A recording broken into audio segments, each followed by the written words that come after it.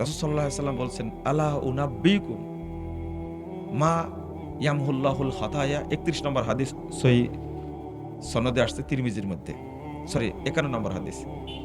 আমি কি তোমাদেরকে বলে দেব কোন কাজ করলে আল্লাহ তোমাদের সব পাপকে ক্ষমা করে দেন? নাম্বার 1, দেখেন সালাতে ঢুকে নিনি তার আগেই বলছেন আল ইসবাগুল উযু আলাল মাকারি, কষ্ট সত্ত্বেও যে পূর্ণরূপে ওযু করে আল্লাহ তার সব পাপ ক্ষমা করে দেন। 2, ইন্তেজারুস সালাহ বাদাস সালাহ, এক সালাতের পরে আরেক সালাতের জন্য অপেক্ষায় থাকে। আপনি ফজর পড়েছেন, অপেক্ষায় আছেন কখন যেন জোহরের টাইম হয়ে যায়, কখন যেন জোহরের টাইম হয়ে যায়। আপনার বৌমাকে বলছে, বৌমা মা দেখো তো মনে হয় টাইম হয়েই গেল কিনা। কিছু কিছু মুরব্বী কিন্তু এখনো আছে, আপনার এলাকায় না থাকতে পারে কিন্তু আছে। দেখো তো মা মনে হয় টাইম হয়ে গেল, ওই তো গোসল করে রেডি, এখন 11টা বাজায়নি, 11:30টায় বলছে দেখো মনে হয় টাইম হয়ে গেল। এরকম লোক আমার দেখা আছে, এখনো আছে। তখন বলছে যে না আব্বার টাইম এখনো হয়নি, 11:30টা বাজছে, এই তো সময় হয়ে যাচ্ছে। ও মসজিদে যাওয়ার জন্য রেডি। আপনি কি মনে করেন এই লোকের পাপ আছে? পাপ আছে এই লোকের? না, প্রশ্নই আসে না। ইন্তেজারুস সালাহ বাদাস সালাহ, এক সালাত পড়ে ফেলেছে, এটা নিয়ে তার চিন্তা নাই, আরেক সালাতের জন্য অপেক্ষা করে, আল্লাহ তার সব পাপ ক্ষমা করে দেন। আরেকটা কি? কাসরাতুল খুতা ইলাল মাসাজিদ, যে গুটি গুটি পায়ে মসজিদে যায় আল্লাহ তার পাপ রাখেন না, ক্ষমা করে দেন। এখনো কি সালাত পড়েছে? বুঝেন না মনে কথাটা? এইগুলো হলো প্রস্তুতি, তাই আল্লাহ ক্ষমা করে দেন। ওই যে 6 ঘন্টা মনে আছে, আপনি জহর পড়ে ফেললেন 12:15টায়, 12:15টায় পড়তে হবে জহর, 12:15টাতেই পড়তে হবে। আপনাকে কে বলেছে একটাই পড়বেন, 1টায় পড়বেন আর আওয়াল ওয়াক্তে থাকবে? টাইম হওয়ার সাথে সাথে আজান হবে, 15 থেকে 20 মিনিটের মধ্যে জামাত হবে, এটা আওয়াল ওয়াক্ত।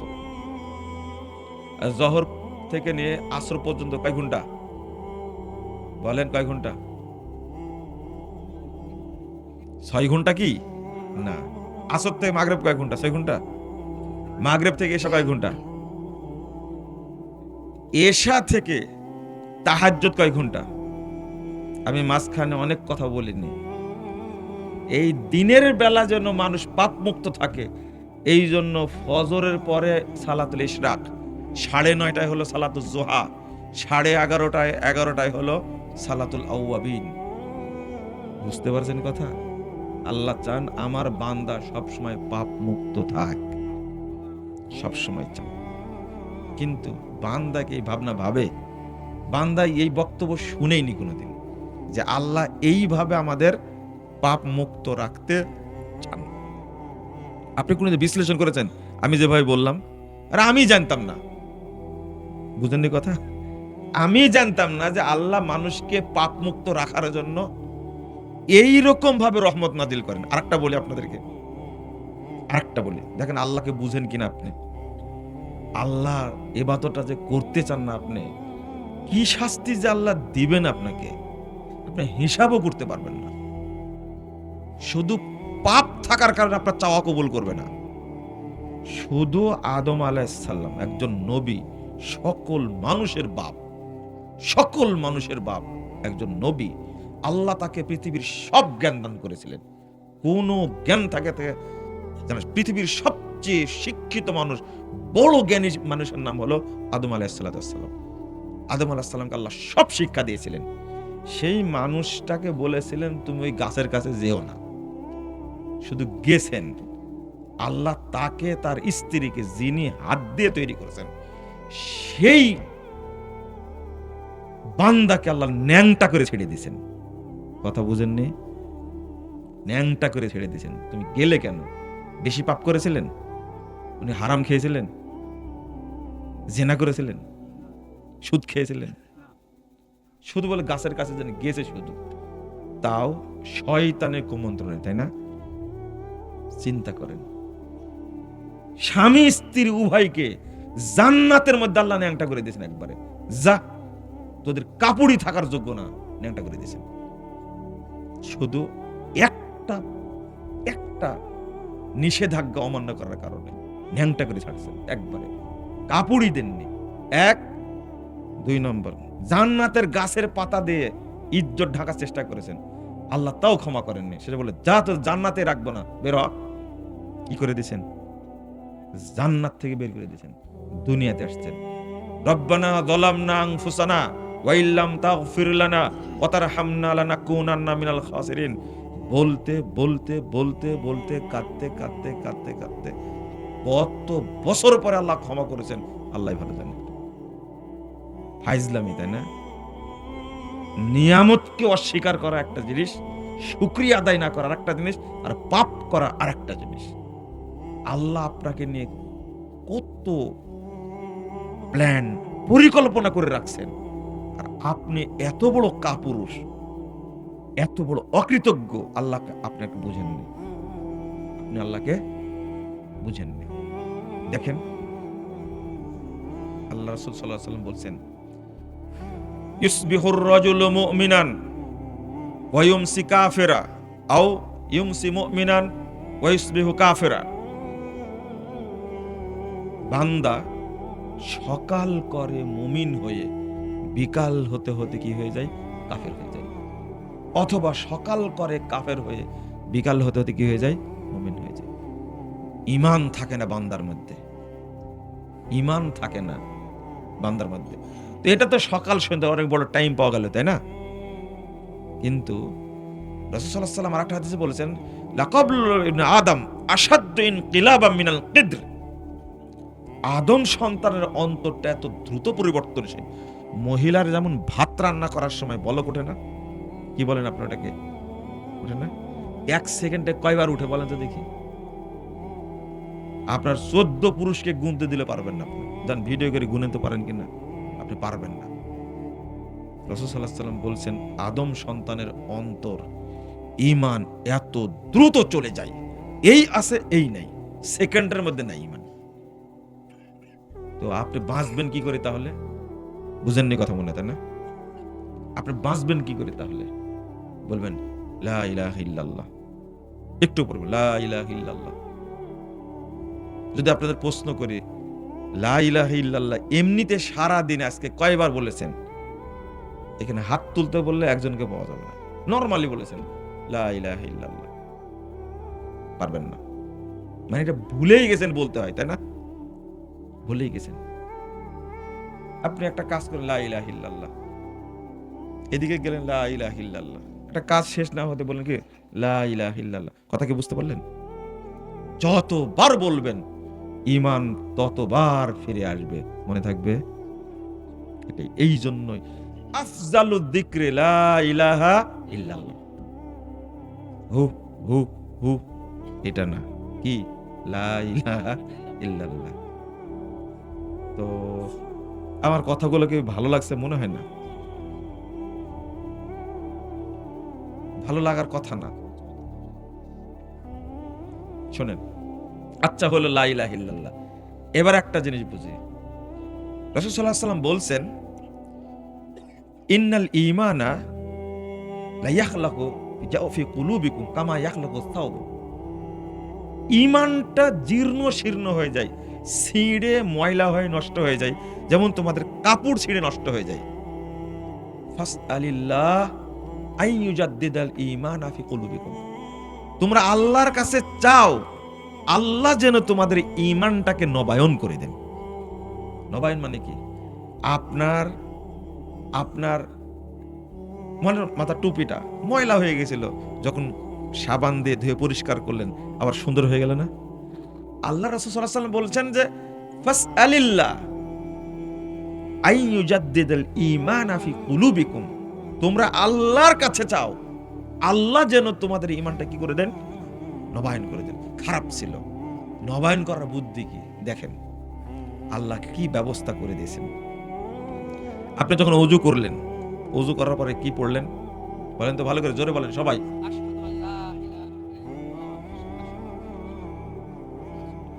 আশহাদু আল্লা ইলাহা ইল্লাল্লাহ ওয়াহদাহু লা শারীকা লাহু ওয়া আশহাদু আন্না মুহাম্মাদান আবদুহু ওয়া রাসূলুহু। তারপরে আল্লাহুম্মা জাআলনি মিনাত তাওয়াবিন ওয়া জাআলনি, বলেন শীতে কি মাড়ি লেগে গেছে? আবার বলেন, না হলে হবে না। সবাই বলেন, আশহাদু আল্লা ইলাহা ইল্লাল্লাহু ওয়াহদাহু লা শারীকা লাহু ওয়া আশহাদু আন্না মুহাম্মাদান আবদুহু ওয়া রাসূলুহু। আল্লাহুম্মা জাআলনি মিনাত তাওয়াবিন ওয়াজআলনি মিনাল মুতাতাহহিরিন। কেন পড়ালাম জানেন? হয়তো এর আগে পড়েছেন কিনা আল্লাহ ভালো জানেন। তো রাসূল সাল্লাল্লাহু আলাইহি ওয়াসাল্লাম বলছেন, ওযু করে যদি কেউ পড়ে এই দোয়াটা, ফুতিহাত লাহু আবওয়াবুল জান্নাতিস সামানিয়া, ফুতিহাত লাহু আবওয়াবুল জান্নাতিস সামানিয়া, তার জন্য জান্নাতের 8টি দরজা খুলে দেওয়া হবে। ইয়াদখুলু মিন আইয়াশা, যে দরজা দিয়ে ইচ্ছা সেই দরজা জান্নাতে যেতে পারবে। এরকম কোন হাদিস শুনেছেন যে যার হজ কবুল হবে আল্লাহ তার জন্য জান্নাতের 8টি দরজা খুলে দিবেন? শুনেছেন? আছে। যে ব্যক্তি 5 ওয়াক্ত সালাত আদায় করবে আল্লাহ তার জন্য জান্নাতের 8টি দরজা খুলে দিবেন? শুনেছেন? যে ব্যক্তি ফরজ সিয়াম পালন করবে তার জন্য 8টি দরজা খুলে দিবেন? শুনেছেন? একটা দরজা রাইয়ান। কিন্তু এ তো সালাত পড়েইনি এখনো, শুধু ওযু করে দোয়াটা পড়েছে, তাই আল্লাহ খুলে দিয়েছেন কয়টা দরজা? কেন? আপনি কোনোদিন চিন্তা করেছেন? আপনার ঈমান ছিলই না, যখনই এটা পড়েছেন তখন ঈমান চলে এসেছে। এটা না পড়ে যদি সালাত পড়তেন তাহলে আপনার সালাত হবে না। ঈমানই নেই, সালাত হবে কি করে?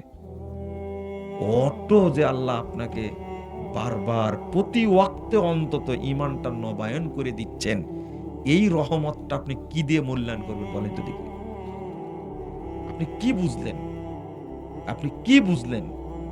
লোকটা সালাতই পড়েনি, এই দুয়াটার এত ফজিলত কেন? এমন ফজিলত দিয়ে দিয়েছেন আল্লাহ, আপনি যেন পড়তে বাধ্য হন, আপনি যেন ঈমান নবায়ন করতে বাধ্য হন। বোঝাতে পেরেছি আমি? আপনি বুঝেনি না এটা, কিন্তু আল্লাহ নিয়মিত সঠিক ইফতার করতে হবে এটা কিন্তু বলা হয়নি। এটা কি জানেন? ইফতার করতে হবে ওযু করে, এর কোনো দলিল আছে? ওযু করে সাহারি খেতে হবে, এর কোনো দলিল আছে? একজন ব্যক্তি, তাহলে শেষ করি আমি? না, আমি শেষ করব না। না না না না, আপনার এলাকা? আচ্ছা আচ্ছা, ঠিক আছে। না না না, আমি আপনাদের অনুরোধ করি যে এই যে আলোচনা যে চলাকালীন, এটা কিন্তু দিনই একটা আলোচনা। আমার মনে হয় প্রধান অতিথি তিনিও জানেন বিষয়টা, এটা জানাটা স্বাভাবিক আর কি। আমরা চেষ্টা করি যে আলোচনার কারণে আল্লাহ যেন আমাদের উপরে অসন্তুষ্ট না, এটা সব প্রধান অতিথি বুঝেন আর কি। আমি আলোচনা সংক্ষেপ করবো ইনশাল্লাহ। ভাইজান আমাকে একটু সময় দেবেন আর কি। সরি না, যেহেতু কর্তৃপক্ষ আবেদন করেছেন তো এই জন্য উচিত। আচ্ছা না না না, আমি বললাম যে অনেক কষ্ট আপনাদের দিচ্ছি, কিছু মনে করবেন না, আমিও চাই না এটা। কি বলছিলাম যেন, বলেন তো? না, এই যে কালেমা শাহাদত যেটা বলছিলাম, ও না না না না না, আমার মনে হয়েছে আপনার বলা সাহারি, তাই না? সাহারি ওযু করে সাহারি খেতে হবে, এর দলিল আছে? না, বরং অপবিত্র অবস্থাতে সাহারি খেয়ে সিয়াম রাখা যায়। সাহারি খাবে, গোসল করবে, তারপরে কি সালাত পড়বে। আবার কেউ যদি ওযু না থাকে ওই অবস্থাতে ইফতার করতে পারে না? শর্ত নাই, কিন্তু শর্ত নাই এটা। আপনি চিন্তা করেন, আর এই সালাত এমন একটা ইবাদত, এটা ওযু করা লাগবে, ওযুর সাথে এমন একটা দোয়া যোগ করে দিয়েছে, এটা পড়া মাত্রই ঈমান আসতে বাধ্য। যেটা একজন মানুষ পড়ে কি ইসলাম গ্রহণ করার সময়, সেই জিনিসটা পড়ছে আমি ওযুর পরে, এত বড় পাওয়ারফুল ফজিলত এটা একটা। অথচ আমরা জানি না আল্লাহ কত বড় দয়ালু। খেয়াল করেছেন আল্লাহ আমার উপরে আপনার উপরে কেমন দয়া করছেন, অতটা কোনো চিন্তাই করিনি। আবার যখন আসরের টাইমে কি করছি, ওযু করছি, আবার ওই দোয়া পড়ছি না, এর মাঝে ঈমান গেছে। সেকেন্ডে সেকেন্ডে ঈমান যায়। এটা তো আপনি বিশ্বাস করবেন না। আমি আরেকটা বলি, রাসূল সাল্লাল্লাহু আলাইহি ওয়াসাল্লাম বলছেন কেন আল্লাহ ব্যবস্থা করেছেন। আগে বলেছে 6 ঘন্টা, আসলে যে বিষয়ে বক্তব্য দিল সেটা শুরুই করিনি এখনো। আচ্ছা, এটাই চলুক। আল্লাহ যে ব্যবস্থাটা করেছেন, রাসূল সাল্লাল্লাহু আলাইহি ওয়াসাল্লাম বলছেন, দেখেন হাদিসটা, আল হায়া ওয়াল ইউ শুবাতুম মিনাল ঈমান। লজ্জা এবং অল্প কথা, লজ্জা এবং অল্প কথা ঈমানের লক্ষণ, ঈমানের অংশ। যার মধ্যে লজ্জা আছে তার মধ্যে কি আছে, ঈমান আছে। যে অল্প ভাষী, অল্প কথা বলে সে ঈমানদার মানুষ। ওয়াল বাযাউ ওয়াল বায়ানু শুবাতুম মিনান নিফাক, 2027 নম্বর হাদিস তিরমিজির মধ্যে এসেছে। আর অশ্রাব্য ভাষা যার মুখ থেকে বের হয়, বাপ ছেলে মেয়েকে অশ্রাব্য ভাষা বলে, ও নামাজি, ওর ঈমানই নেই। অশ্রাব্য খারাপ ভাষা ব্যবহার করে, স্ত্রীর সাথে খারাপ ভাষা ব্যবহার করে, যত বড়ই নামাজি হোক না কেন ঈমান নাই, নাই নাই ঈমান। খারাপ ভাষা, ও কোনো খারাপ কাজ করে, শুধু মুখ দিয়ে কি বলেছে, খারাপ ভাষা বলেছে। জেনা করেনি, চুরি করেনি, সুদ খায়নি, শুধু কি খারাপ ভাষা প্রয়োগ করেছে, ও মুনাফিক। আরেকটা হলো খারাপ ভাষাও বলেনি, ওয়াল বায়ান, শুধু বকবক করে। কি করে, বকবক করে, কথা বলতে আছে, বলে বলে একটু পরে বলে ভাই একটু কথা আমি বেশি বলি, কিছু মনে করেন না। এরা কিন্তু মিশুক হয়, তাই না, নরম প্রকৃতির মিশুক হয়, কিন্তু ফসফস করে বকতেই থাকে। আল্লাহর নবী বলছে ও একটা মুনাফিক। বুঝেননি মনে হয়, তাই না? খুব খুব কষ্ট হচ্ছে। বলেন তো তাহলে মুমিনকে আমাকে দেখান তো, যে লোকটা মুমিন।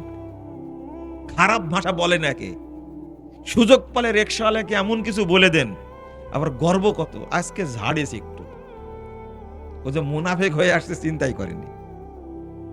আর মারা, লা ইলাহা ইল্লাল্লাহ, 537 নম্বর হাদিস সহিহ মুসলিমে এসেছে। একজন সাহাবী একটা বাচ্চা মেয়েকে ছাগল চড়ার দিতে একটা ছাগল হারাই দিছে। কয়টা ছাগল? একটা ছাগলের দাম কত, হারাই দিছে, ছাগল গুনে পায় না, দিয়েছে এক থাপ্পড়। এই থাপ্পড় দেওয়াটা নবী মুহাম্মদ সাল্লাল্লাহু আলাইহি ওয়াসাল্লাম মেনে নেননি। ফাআযামা যালিকা আলাইয়া, সাহাবী নিজেই বলছেন আল্লাহ রাসূল বিষয়টা খুব কড়া করে দেখলেন, তুমি মারলে কেন, কি দরকার ছিল, ছাগলই তো হারাই দিছে। কত কঠিন ব্যাপার দেখুন, একটা ছাগলের দাম কত। থাপ্পড়টা মারতে পারবে না, খেয়াল করার কথাটা। থাপ্পড় মারার কারণে আল্লাহ রাসূল এত ভারী করে দেখলেন। তাহলে বোঝা গেল, সাহাবী বলছেন আফালাউতিকুহা, আচ্ছা ঠিক আছে আল্লাহ রাসূল, একটা কাজ করি, ওকে আর আমি রাখবই না চাকরানি, একবারে স্বাধীন করে দেব। ওকে কিনে নিয়ে আসছিলাম আজীবনের জন্য, এখন ওকে মুক্ত করে দেব, তাহলে কি পাপটা মাফ হবে। মাফ পাওয়ার চেষ্টা করছে। চিন্তা করেন, যে মানুষটাকে দাসী হিসাবে কিনে নিয়ে আসছে বহুদিনের জন্য, তাকে আজকে কি করে দিবে, মুক্ত করে দিবে, তাও মাপ চাচ্ছে। আল্লাহ রাসূল বললেন ঠিক আছে নিয়ে আসো আমার কাছে দেখি। এই তিনি বিহা, সাহাবী বলতে আতাই তো বিহা, আল্লাহ রাসূলকে নিয়ে গেলাম, শুধু বললেন আইন আল্লাহ, আল্লাহ কোথায় বলো তো, ফিস সামা। মেয়েটা বলছে আল্লাহ আসমানে। মান আনা, আমি কে, আনতা রাসূলুল্লাহ, আপনি আল্লাহ রাসূল। উত্তর দিয়ে দিয়েছে দুইটা। আল্লাহ রাসূল বললেন আতিকা ফাইন্না মুমিনা, তুমি তাকে ছেড়ে দাও, আজাদ করে দাও। এই বাচ্চাটা একটা মুমিনা বাচ্চা। আল্লাহু আকবার। আমি বুঝাচ্ছি, থাপ্পড়টা মারার ফজিলত বুঝলেন তো? আপনি কতই না মায়ের দেন, তাই না? রিকশাওয়ালা অসহায় মানুষ একটা ভুল করেছে, 2 গালে 2 থাপ্পড় দিয়ে দিলেন, জীবনে মাপ হবে মনে করেছেন আপনি?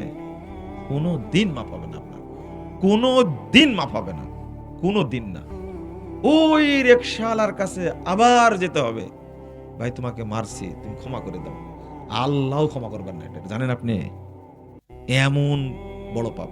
আচ্ছা মারা বাদ দেন, শুধু রিকশাওয়ালা বলেছেন একটা কথা, খুব খারাপ ভাষা বলেছেন, ওইটার কি হবে? ওইটার কি হবে? আমার এক বন্ধু, ও মনে করেছে রাজশাহী এলাকার মানুষ, ও আসলে রাজশাহীর মানুষ না, আপনার বগুড়ারই ছেলে। বলছে, মামা যাবেন? তাকে রিকশা লাগবে। রিকশাওয়ালা বলছে, আমাকে মামা বললেন কেন? আমি কি আপনার বাপের শালা? কথা কি বুঝতে পারছেন? তাহলে আমি বলছি, যাই আপনি এটা কি বললেন তাকে? এমনি বললেন যে ভাই যাবেন নাকি, মামা বললেন কেন? এটা কিন্তু ভাষায় রাজশাহীর কি মামা বলে, কিন্তু এই লোকটা রাজশাহীর না। ও ঘুরে তাকায় বলছে, আমাকে মামা বললেন কে? আমি কি আপনার বাপের শালা? উল্টা ধরে এসে দেখে, চিন্তা করেন, রিকশাওয়ালারও কি আছে, বোধ আছে, ওরা মানুষ তো। তখন বলছে যে মামা আপনার, আবার মামা বলছে, আবার মামা বলে, ভাই বলেন আমাকে। চাচা ভাই, আপনার বাসা কোথায়? যেখানে হয় আপনি উঠেন, বুঝছেন কথা? আমার বাড়ি যেখানে, আপনি উঠেন। উঠলাম, দুইজনে উঠে আমি বললাম যে আচ্ছা আপনি বলেন কোন এলাকার মানুষ আপনি? বলছে, আমার বাড়ি এই জেলায় না, শুধু এতটুকু শুনে রাখেন, কোথায় বাড়ি আমি বলবো না। ওই যে মেজাজটা গরম হয়ে গেছে, ওকে ঠান্ডা করা যাচ্ছে না। কত দিব ভাড়া? যা ইচ্ছা তাই দিন, একবারে ঠান্ডা হয়নি। আমি আপনাকে বুঝাচ্ছি, হ্যাঁ না, আপনার ভাড়া কত? তো আমরা তো দাম দর করে উঠতে পারলাম না। তো বলছে, আপনার যা ভালো লাগে সেটাই দেন।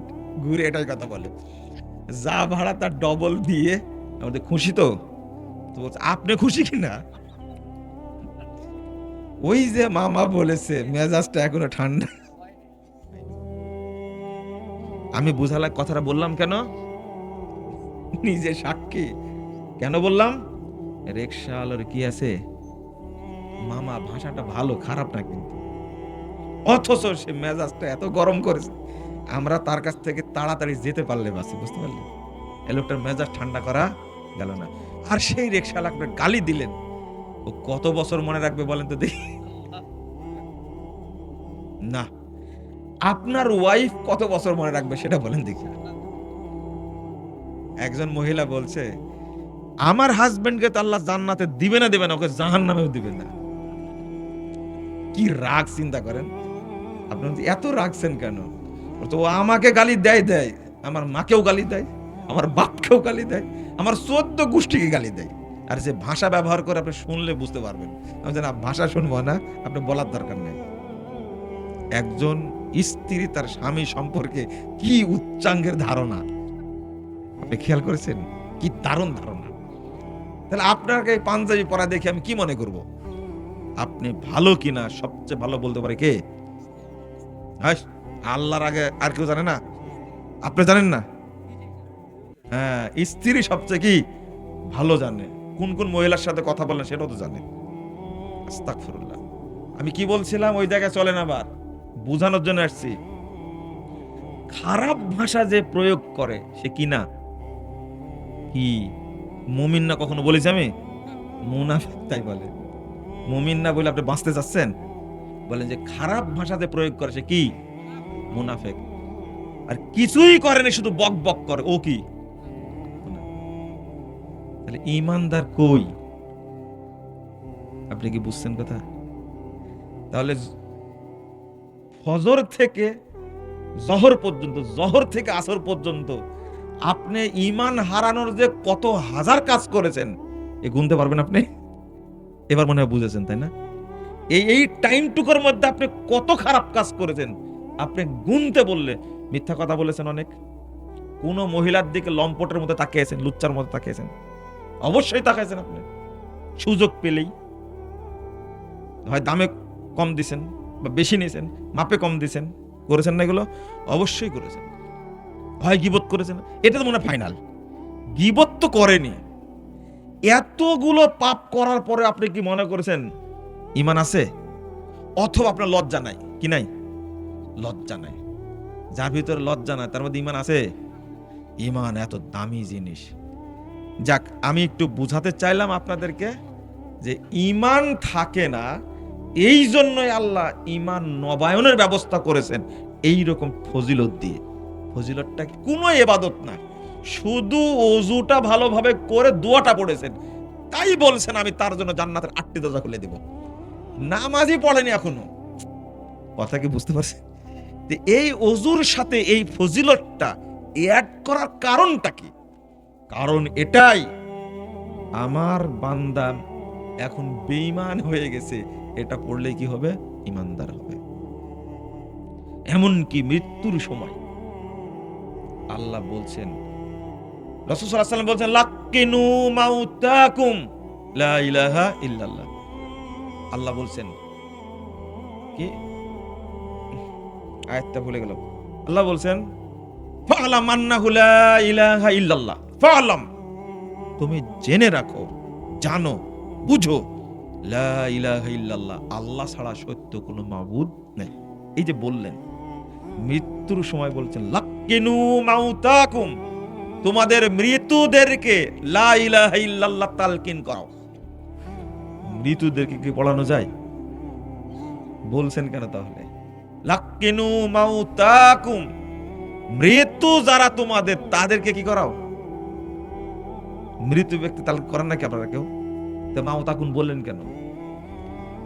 একবারে মারাই যাচ্ছে আর ফিরবে না, মুমূর্ষ, ওই ব্যক্তিকে পড়াতে হবে।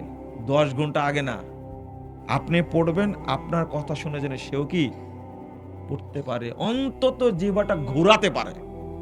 জোরে পড়তে না পারলেও লিসানটা যেন ঘোরাতে পারেন, ঘোরাতে পারলে আল্লাহ তাকে জান্নাত দিবেন।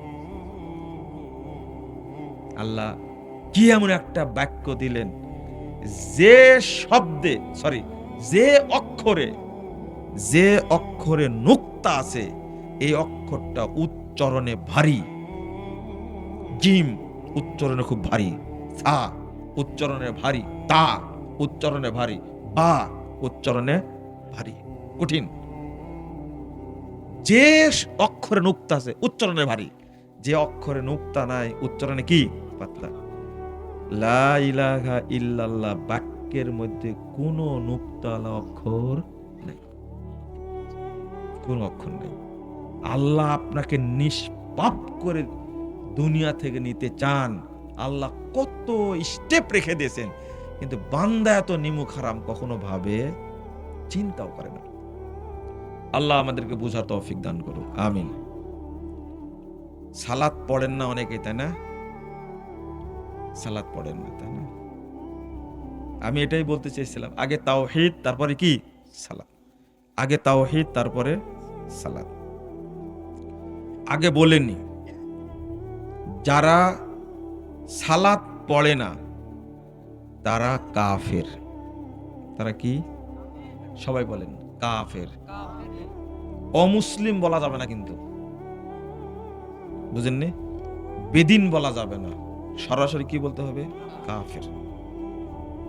কারণ অমুসলিম বললে ভুল হবে, বুঝেন না মনে, তাই না? ভুল হবে। কারণ যারা সালাত পড়ে না তারা কাফের, মুশরিক প্লাস মুরতাদ। কিন্তু অমুসলিমরা মুরতাদ না, বিধর্মীরা মুরতাদ না। আপনি ওকে কি বিধর্মী বলবেন কেন? অমুসলিম বলবেন কেন? ওকে কাফেরই বলতে হবে, ওকে মুশরিকি বলতে হবে, ওকে মুরতাদি বলতে হবে। যখন আপনি তাকে কি বলে ফেললেন, অমুসলিম বলে দিলেন, ভাষাটা ঠিক হলো না, কিন্তু বুঝলেন না, তাই না? আমি ভালো করে বুঝাই। বলেন তো, বিধর্মী বেশি খারাপ না বেনামাজি বেশি খারাপ? উত্তর দিবেন কেন? দেন, কেন উত্তর দেন? আপনি যে বললেন যে বেনামাজি বেশি খারাপ, উত্তর দিবেন না কি কারণে? হ্যাঁ, কাফের তো বললাম। কেন খারাপ? মানে বিধর্মীদের চেয়ে কেন খারাপ আমি বলবো, তাই না? এর কারণটা কি জানেন? বেনামাজি মুরতাদ, কিন্তু বিধর্মীরা মুরতাদ না। বিধর্মীকে হত্যা করা ফরজ না, কিন্তু মুরতাদকে হত্যা করা ফরজ। এবার বুঝেছেন মনে, তাই না? মানে বিধর্মীকে হত্যা করা কি আমার ফরজ নয়। তবে বিধর্মী যদি কেউ আল্লাহকে গালি দেয়, নবীকে গালি দেয়, তখন তাকে হত্যা করা কি ফরজ। তাহলে মুসলিম ব্যক্তি নামাজ পড়ে না, ওকে এখন কি হয়ে গেছে? মুরতাদ। কি হয়ে গেছে? মুরতাদ। মুরতাদ হন কাফের। বিধর্মীরা কাফের, তাই না? কাফের না? আর কি মুরতাদ না? কিন্তু এই বেনামাজি কাফের এবং কি মুরতাদ। মুসলিম ছিল, এখন কি হয়ে গেছে? মুরতাদ হয়ে গেছে। এই জন্য মুসলিম সরকারের উপরে তাকে হত্যা করা কি ফরজ, ওকে হত্যা করতে হবে। আচ্ছা, আর একটা জিনিস বলি আপনাদেরকে, জেনে রাখেন, নামাজ পড়েন কিনা জানি না, জেনে রাখেন। সেটা হলো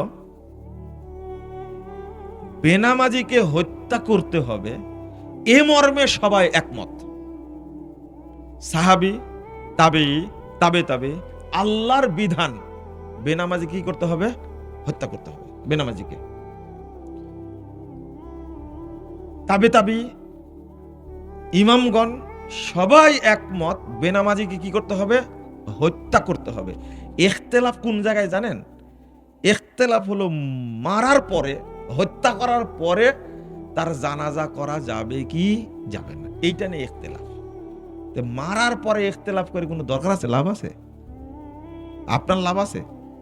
তো মেরেই ফেলেছে। তো কিছু আলেম ওলামা বলছে যেহেতু নামাজ পড়তো না তাই হত্যা করা হয়েছে, জানাজা পড়া যেতে পারে। আর বিজ্ঞ বড় বড় আলেম, সৌদি আরবের সব আলেম একমত, ও মুরতাদ তাই হত্যা করা হয়েছে। ওর জানাজা কিসের? ওকে গোসল দেওয়া যাবে না, কাফন পরানো যাবে না, কবর খোঁড়াও যাবে না। এবং এটাই সঠিক, এটাই দলিলের আলোকে কি সঠিক। আমি আপনাকে একটা কওল বুঝাই। রাসূল সাল্লাল্লাহু আলাইহি ওয়াসাল্লাম বলছেন, লা তাতরুকান্না সলাতান মাকতুবাতান মুতাআম্মিদান। 22128 নম্বর হাদিস, 351 নম্বর হাদিস, আল হাদিসুল মুখতাসারের মধ্যে এসেছে, তোমরা একটা সালাত ইচ্ছা করে ছেড়ে দিও না। ফাইন্নাহু মান তারাকা সলাতান মাকতুবাতান মুতাআম্মিদান ফাকাদ খারাজা মিনাল মিল্লাহ। যে এক ওয়াক্ত সালাত ছেড়ে দিল ইচ্ছা করে, সে ইসলাম থেকে খারিজ হয়ে গেল, সে কাফের হয়ে গেল। এবার কি বুঝেছেন?